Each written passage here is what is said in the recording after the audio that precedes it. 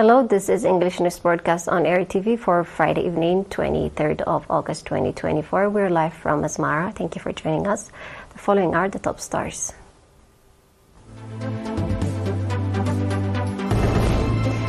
The Office of the Auditor General provided training.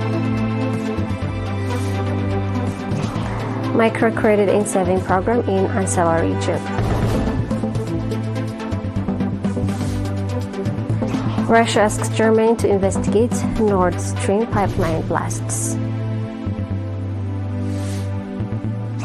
Cambodia's Prime Minister welcomes artifacts returned by New York Smiths and other collections.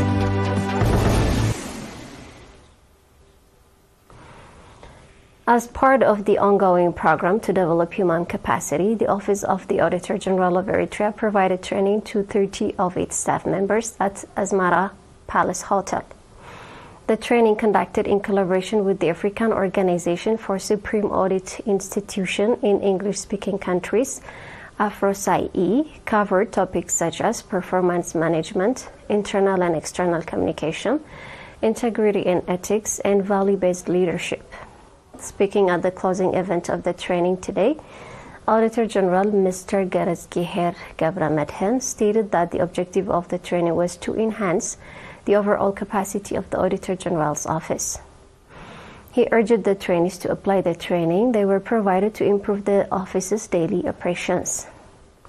Mr. Gordon Kandoro, Senior Manager of Institutional Strengthening and Capacity Building at ERi, and Mrs. Wilna Defnar, Human Resource Capacity Building Specialist at the institution, who moderated the training, commended the trainees for their engagement during the program and emphasized the importance of organizing similar initiatives.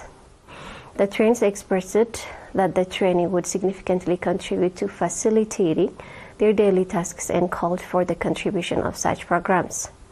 The African Organization for Supreme Audit Institution in English-speaking countries, ERi, comprises 26 countries, including Eritrea.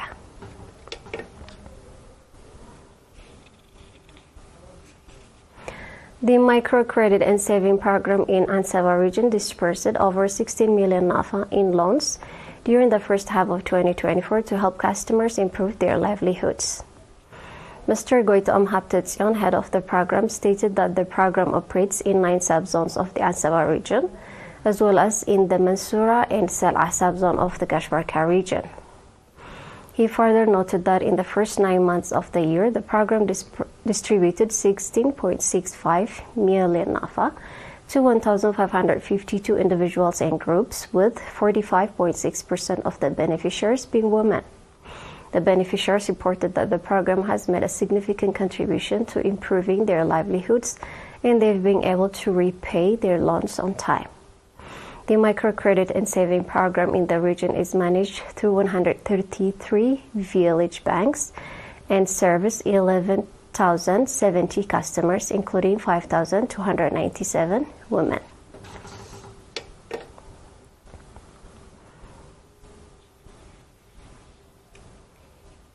Those were local news updates. Stay tuned for international ones.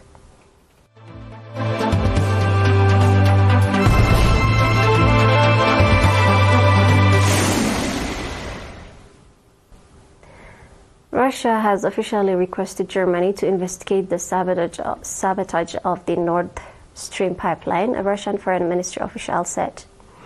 Russia is pushing for negotiation to ensure Germany meets its international obligation in the fight against terrorism, said Oleg Typkin, director of the Third European Department at the Russian Foreign Ministry, in an interview with Russia's news agency. Expressing dissatisfaction with the progress of the German investigation, Typkin said that German authorities have recently issued an arrest warrant for one of the suspected perpetrators, a Ukrainian national. He noted that German media have been promoting that narrative that these individuals acted independently and were not connected to any state, but warned that this could lead to the investigation being closed without identifying the true masterminds behind the sabotage. In September 2022, the Nord Stream 1 and Nord Stream 2 natural gas pipeline exploded and sustained severe damage in the territorial waters in Sweden and Denmark. Prior to the explosion, Russia used the Nord Stream 1 pipeline to transport natural gas from Serbia to Germany and other European countries. Cambodia's Prime Minister yesterday led a celebration for the return of dozens of precious artifacts from museums and private collectors abroad and said his government will continue working to bring more home. Han Manet, who became Prime Minister last year when he succeeded his long-serving father Han Sen, said the 70 returned statue symbolically reunited the Cambodian people with their ancestral souls. The artifacts were displayed at the Peace Palace, the seat of the country's government.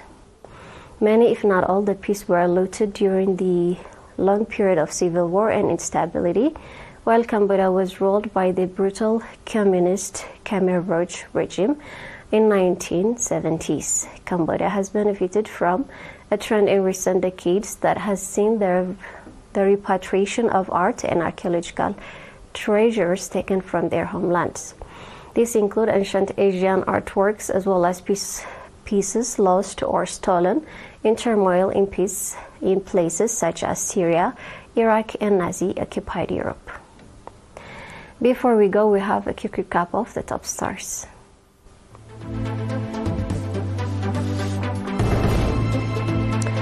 The Office of the Auditor General provided training. Microcredit and saving program in Ansaba region. Russia asks Germany to investigate Nord Stream pipeline blasts. Cambodian Prime Minister welcomes artifacts returned by New York's Met and other collections. And that wraps up our news broadcast for now. Thank you for watching.